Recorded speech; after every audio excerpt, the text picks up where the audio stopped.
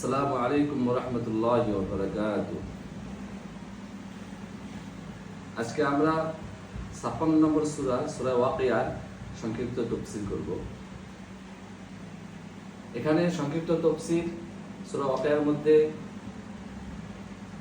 কিয়ামত সম্পর্কে বর্ণনা করা হয়েছে। কিয়ামতের ময়দানে মানুষ কয়ভাবে বিভক্ত হবে এবং কোন কোন দল আগে জান্নাতে যাবে এবং কোন কোন দল ডানপন্থী দল থাকবে এবং একটা বামপন্থী দল থাকবে। অর্থাৎ কিয়ামতের ময়দানে মানুষ ৩ দলে বিভক্ত হয়ে যাবে। তার মধ্যে এক দল সর্বপ্রথম জান্নাতে যাবে।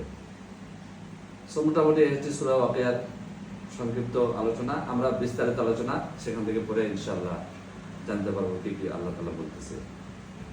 আউযু বিল্লাহি মিনাশ শাইতানির রাজীম। বিসমিল্লাহির রহমানির রহিম। ইযা ওয়াকাআতিল ওয়াকিআ, যখন কিয়ামত সংঘটিত হবে।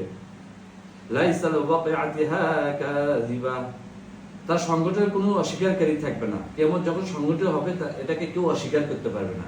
ডেফিনেটলি এটা একদিন হবে ইনশাআল্লাহ। খাফিদাতুর রাফিআ,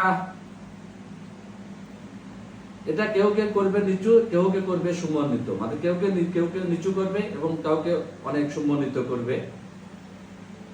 আমরা সংক্ষিপ্ত তাফসীর করব ইনশাআল্লাহ, কারণ এখানে কিয়ামতের ময়দানে আলোচনা করা হচ্ছে কয় ধারে মানুষ বিভক্ত হবে সেটা আমরা এখান থেকে জেনে নেব।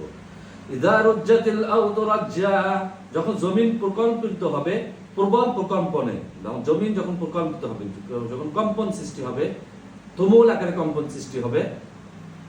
অবাসাতিল জিবালু বাসসা, আর পর্বতমালা চূর্ণ বিচ্ছিন্ন হয়ে পড়বে। পর্বতমালা একবারে চূর্ণ বিচ্ছিন্ন হয়ে পড়বে ওই দিন, ওই কিয়ামতের দিন। ফাকানাত হাবাআন মুনবাসা, অতঃপর তা বিক্ষিপ্ত ধূলিকণায় পরিণত হবে। অর্থাৎ পাহাড় পর্বত চূর্ণ বিচ্ছিন্ন হয়ে যাবে এবং তা বিক্ষিপ্ত ধূলিকণার মতো পরিণত হবে। ওয়া কুনতুম আজওয়াজান সালাসা, আর তোমরা বিভক্ত হয়ে যাবে, 3 দলে বিভক্ত হয়ে যাবে। মানে ওই দিনে কিয়ামতের ময়দানে মানুষ 3 দলে বিভক্ত হয়ে যাবে। একদল জান্নাতে প্রবেশ করবে, আর একদল ডানপন্থী হবে কিয়ামতের ময়দানে, আর একদল বামপন্থী হবে। সেগুলো নিয়ে আল্লাহ তাআলা আলোচনা করতেছেন এখানে। ফাসহাবুল মাইমানাতি মা আসহাবুল মাইমানা, সুতরাং ডান পাশের দলটি কতই সৌভাগ্য। একদল হবে ডানপন্থী, তারা ডানপন্থী দলটা আল্লাহ বলতেছে তারা সৌভাগ্যবান। ওয়া আসহাবুল মাশআমাতি মা আসহাবুল মাশআমা, আর বাম পাশের দলটি কতই হতভাগা। অর্থাৎ বাম পাশে এক দল থাকবে, তারা একদম হতভাগা। আল্লাহ বলতেছে ডান পাশের দল সৌভাগ্য, বাম পাশের দল হতভাগা। ওয়াসাবিকুন আস-সাবিকুন, আর এক দল থাকবে অগ্রগামী দল, মানে তারা আগে জান্নাতে এন্ট্রি করবে, তারা বিনা হিসাবে। তাহলে কিয়ামতের দিনে আল্লাহ তাআলা কয়টা দলে মানুষ বিভক্ত হবে? 3টা দলে বিভক্ত হবে। একটা হচ্ছে ডানপন্থী দল, তারা হচ্ছে সৌভাগ্য দল আল্লাহ তাআলা বলতেছে। আর একটা হচ্ছে বামপন্থী দল, তারা হবে হতভাগা দল। আর একটা হচ্ছে ওয়াসাবিকুন আস-সাবিকুন, তারা হবে অগ্রগামী দল। তারা কারা? অগ্রগামী দল কারা? উলাইকাল মুকাররাবুন, তারাই হবে আল্লাহর সান্নিধ্য, নৈকট্য লাভ করেন, নৈকট্য প্রাপ্ত। তারাই হবে, তাদের সান্নিধ্য হবে আল্লাহর নৈকট্য প্রাপ্ত। এবং তারা কোন জান্নাতে প্রবেশ করবে?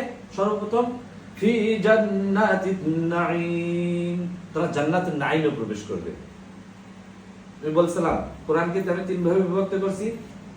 মুত্তাকিরা জান্নাতুন নাঈমে প্রবেশ করবে এবং মুহসিনিনরা জান্নাতুন নাঈমে প্রবেশ করবে। কারণ এরা মুহসিনিন এবং মুত্তাকি, তারা হচ্ছে জান্নাতুন নাঈমে প্রবেশ করবে। তারা সর্বপ্রথম জান্নাতে এন্ট্রি করবে। কোন জান্নাতে? ফি জান্নাতিন নাঈম, মানে অগ্রগামী দল। আল্লাহ একটু আগে বলছে ওয়াসাবিকুন আস-সাবিকুন, তার ব্যাখ্যা আল্লাহ তাআলা করতেছে কোরআনের ভাষায়। ফি জান্নাতিন নাঈম, তারা জান্নাতুন নাঈমে থাকবে। সুল্লাতুম মিনাল আউয়ালিন, বহু সংখ্যক হবে পরবর্তীদের মধ্যে থেকে। মানে অনেকগুলো এখন আল্লাহ ডিভাইড করতেছে কোন কোন দলের পক্ষ থেকে কতগুলো লোক সেখানে এসে জান্নাতের নাঈমে যাবে। সুল্লাতুম মিনাল আউয়ালিন, পূর্ববর্তী দল, মানে পূর্ববর্তী উম্মতের দল থেকে বেশিরভাগই থাকবে সেখানে জান্নাতের নাঈমে। আল্লাহ বলতেছে, আমার কথা না।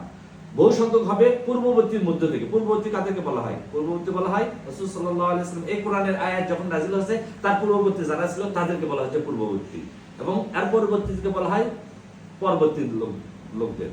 ওয়াকালিলুম মিনাল আখিরিন, আখিরিনদের পরবর্তীদের মধ্যে থেকে অনেক কম থাকবে। জিনিসটা বুঝতে হবে। বললো কি, আগের উম্মতদের মধ্যে থেকে আল্লাহ বেশি থাকবে জান্নাতের নাইমে, এবং পূর্ববর্তী উম্মতদের মধ্যে থেকে একদম কম থাকবে জান্নাতের নাইমে।